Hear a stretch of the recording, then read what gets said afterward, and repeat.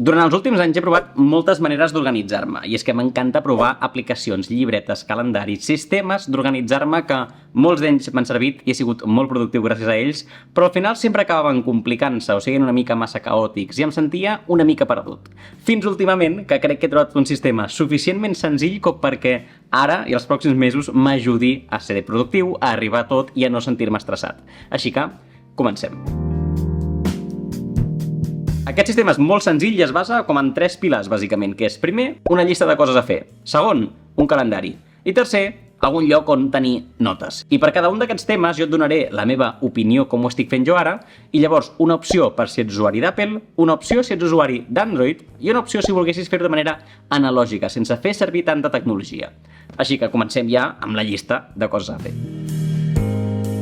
Jo necessito un lloc on poder apuntar totes les coses que he de fer per no oblidar-me'n i a més poder-les tatxar, perquè em dona molta felicitat poder tatxar les coses. Llavors això pot ser una llista tan fàcil o tan complicada com tu vulguis. Per mi, com més senzilla, millor. En el meu sistema, l'opció d'Apple que faig servir és l'aplicació de recordatoris d'Apple que ja et ve amb el teu iPhone, l'aplicació que es diria Apple Reminders. Aplicació super senzilla, apuntes coses i després les tatxes, que és el que estàvem buscant, i jo tinc creades 3 llistes de coses a fer. Una llista de coses personal, una llista de coses del meu projecte personal al canal de YouTube i una llista de coses per la feina. I aquí vaig posant totes les coses que he de fer categoritzades en aquestes 3 grans coses de la meva vida. La meva elecció per l'aplicació d'Apple és bàsicament per 2 motius. Primer de tot, perquè quan poso un recordatori li puc dir que m'ho recordi en un dia en concret o en una localització en concret. I faig servir molt que quan estic al gimnàs me'n recordo d'una cosa, apunto el recordatori i li dic recorda-m'ho quan arribi a casa. I com que l'iPhone constantment sap on estic, quan nota que m'apropo a casa i estic a casa meva em recorda Albert, que has de posar una rentadora. I m'ho recorda en el moment on ho vull saber, quan estic arribant a casa. Llavors això és genial. I el segon motiu és pels widgets. Té un parell de widgets molt senzills que em permeten veure ràpidament els meus recordatoris i a més, ara els widgets aquests són interactius. O sigui, des de la pantalla inicial ja no cal ni entrar a l'aplicació que jo puc marcar-lo i es queda com fet. M'agrada molt, m'ho fa molt senzill. I bàsicament són els 2 motius pels que he escollit això. Si una altra aplicació ho tingués, no tindria gaires problemes en anar-me'n de l'aplicació d'Apple a aquesta altra. La meva opció per Android, que de fet jo durant molts anys vaig ser usuari d'Android, seria TickTick. És una aplicació molt similar. Posa recordatoris, els marques, els pots assignar a dies i també pots fer llistes de llista personal, llista de la feina. I és molt senzilla. Crec que jo l'únic que li trobo a faltar és això de la localització en l'iPhone i per això faig servir l'altra aplicació. Però aquesta aplicació m'agrada moltíssim, perquè com la d'Apple també és accessible des de molts dispositius, és molt xula. Per l'opció analògica, jo faria servir una llibreta, de fet la faig servir cada dia a la feina, i tinc una pàgina, que és llista de coses a fer, i poso tots els meus recordatoris. Un puntet i aquell recordatori, i un cop està completat, marco el puntet, el tatxo amb una creu. Si aquella cosa queda eliminada de la meva llista per algun motiu, no és que ja no la he de fer, la tatxo, mai hi poso típex, la tatxo i ja està cancel·lada.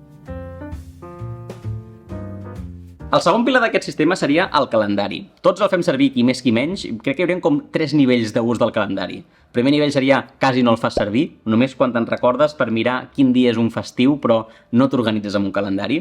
El segon nivell seria fas servir una mica el calendari, allà t'hi apuntes una cita amb el metge i el dia que tens les vacances i els aniversaris i...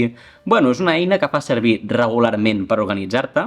I el tercer nivell és el nivell avançat, és el nivell time blocking, que és el que faig servir jo, que és aquesta gent friqui que tot el que fas està en el calendari. A quina hora vas a dinar, a quina hora vas al gimnàs, a quina hora et posaràs a mirar la tele, fins i tot. Pots tornar-te bastant paranoic amb això, però sí que la teva vida la portes bastant regida per un calendari diari on totes les hores tenen alguna cosa a fer. I aquest és el nivell que jo he escollit. Cada matí agafo la meva llista de recordatoris, que t'he parlat abans, miro quines coses hauria de fer avui i llavors agafo el calendari i veig si hi ha algun esdeveniment al meu dia i començo a reservar hores. De 9 a 1 estaré treballant i faré aquestes coses. Aquesta estona aniré al gimnàs. Aquesta estona aniré a fer la compra que havia d'agafar això. I intento que tot el meu dia, més o menys, tinguin totes les hores una tasca a fer. Com a usuari d'iPhone, la meva elecció és una mica curiosa. Jo faig servir l'aplicació del calendari que ve ja amb el meu iPhone i amb el meu iPad, però el compte de calendari que faig servir és el meu compte de Gmail, de Google, de manera que des de qualsevol ordinador del món jo entro a calendar.google.com i accedeixo al meu calendari.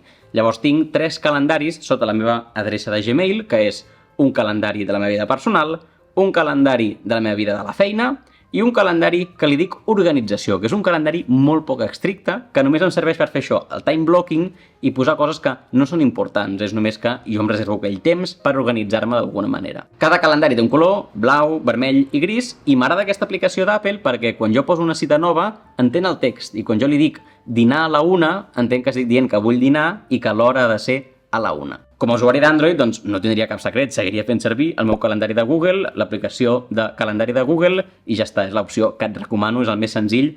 I jo, precisament, que he anat passant d'Android a iPhone, em sento molt còmode perquè no perdo mai el meu calendari. Sempre està associat al meu compte de Google. Com a opció analògica, jo agafo la mateixa llibreta on abans hem fet una llista de coses a fer i allà poso com la visió de l'agenda del col·le. Així que amb 2 pàgines obertes tu puguis veure de dilluns a diumenge tota la setmana. I allà és tan senzill com anar-te posant tots els esdeveniments, coses que vulguis fer, i intentar que cada dia estigui bastant delimitat, no? Quines coses passen, amb quines persones t'has de reunir i quines tasques vols que es facin per anar-les tatxant.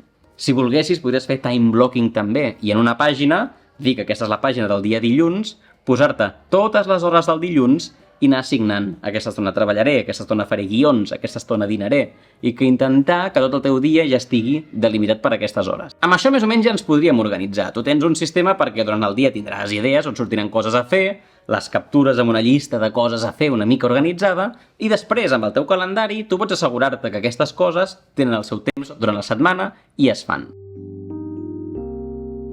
Però en aquest sistema ens falta la tercera pota, que són les notes. Les notes són molt importants perquè quan ens organitzem i diem que anirem a comprar, llavors tindrem una llista de la compra, també. O quan diem que volem fer un guió per un vídeo de YouTube, segurament tenim unes notes amb unes idees per aquest guió. Llavors, aquest sistema productiu també ho ha de fer molt fàcil, que les idees es capturin en notes i que les notes estiguin organitzades. Jo bàsicament tinc 2 tipus de notes. Notes petites i generals, el que tots diríem que és una nota, i després notes una mica més grans, notes més complicades que acaben estant molt relacionades amb projectes personals. Jo què sé, el guió d'un vídeo, per exemple. Per aquestes notes petites necessito alguna aplicació relativament senzilla, que la tingui disponible a molts dispositius perquè sempre pugui trobar les meves notes i que pugui anar ordenant les notes que no les perdi. En el meu cas, escullo Apple Notes, com ja t'imaginaves, l'aplicació de notes d'Apple, perquè és tan senzilla i tan intuïtiva per mi que és on vaig a posar aquestes notes i no necessito res més. Aquí et pots imaginar notes com idees per un vídeo, organització de les vacances, llistes de restaurants, la llista de la compra,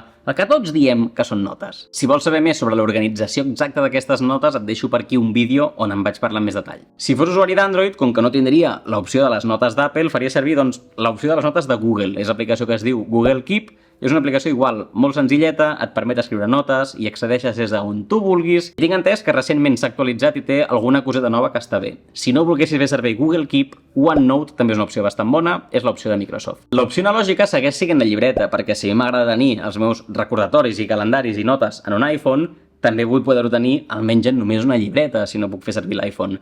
I aquí faria servir les notes, doncs, normal i corrent. Agafaria una pàgina, posaria el títol de la nota, idea de no sé què, reunió amb no sé qui, i apuntaria les idees. Normalment intento apuntar quantes més coses millor, perquè si no després sé que me n'oblido, i m'agrada molt també per les notes, a més d'un títol, posar-li la data o amb qui estic o a on estic, per després, al cap dels mesos, recordar que això era una reunió amb tal persona, o vaig tenir aquesta idea quan estava de viatge no sé on. I a vegades ajuda a refrescar la memòria. També et diré que el meu bloc de pòstits mai falta en el meu escriptori. Finalment ens quedarien aquestes notes més complicades, molt relacionades això, amb els projectes personals. Aquí les notes sí que tenen seccions i fotos i imatges i links i són notes que vull tractar amb una mica més de professionalitat que les meves notes normals i corrents, i aquí necessito un gestor una mica més potent. Et pots estar imaginant que aquest gestor és Notion. Allà pots fer des d'una nota molt senzilla fins al guió sencer d'un vídeo, i tota la informació pot estar molt ben organitzada per bases de dades, per calendaris, per pàgines dintre de pàgines.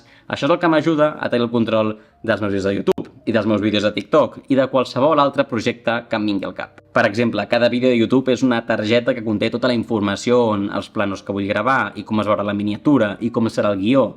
I aquesta nota, aquesta targeta, m'agrada veure-la i treballar-la segons en quin estat està o en quina data la publicaré. Amb Notion puc fer tot això. Amb Apple Notes seria complicadíssim. Bueno, és que no es pot fer directament, no té tantes funcionalitats. A Notion, en canvi, sí que li trec tot aquest partit. Els taulers Kanban i els calendaris els faig servir moltíssim per organitzar tota la publicació de contingut que faig. Però a Notion el limito aquestes notes complexes. Totes les altres notes que he intentat fer-les servir amb Notion, sempre acabo tornant a les notes del mòbil, perquè és tan més fàcil que ho valoro molt més. Siguis usuari d'Apple o d'Android, Notion està disponible. Aquí no hi ha cap diferència. Si ets un usuari analògic o no vols fer servir eines digitals, ja és bastant més complicat la gestió de projectes i jo no ho he fet mai, arribat a l'extrem, em costaria recomanar-t'ho. El que sí que et puc recomanar és fer servir pissarres. M'agraden molt i les faig servir molt al meu dia a dia per tenir idees, per les notes que potser seria una nota d'idea per un vídeo, la pissarra em permet ser molt més creatiu i començar a explorar punts on puc portar aquesta nota, aquesta idea inicial, però en el meu cas, tot el cas de la pissarra sempre acaba convertir-se en algun document a Notion. Però l'opció analògica, molt fàcil d'incorporar a tot arreu, a qualsevol feina, a qualsevol casa, és tenir una pissarra. Des de la que tinguis a la teva nevera fins a posar-te una a l'estudi, jo t'ho recomano, però és que crec que és una eina analògica que es pot combinar molt bé amb les eines digitals que hem dit. Amb aquest sistema crec que aconseguim capturar les coses que volem fer, trobar-los un temps a la nostra vida, guardar idees i fer-les servir per tenir altres idees encara més creatives i poder gestionar projectes personals de manera que ens sentim sota control i productius i creatius. I a mi almenys aquestes últimes setmanes m'ha suposat un canvi a la meva organització i la meva tranquil·litat. Si vols saber una mica més sobre això de les notes, sobretot, i de com organitzo, com no em perdo, vaig fer un vídeo fa poc on t'explicava com he solucionat el caos de les notes, que te'l deixo per aquí. Així que si vols anem a veure aquell vídeo, si no ens veurem la setmana que ve amb un nou vídeo. Adeu!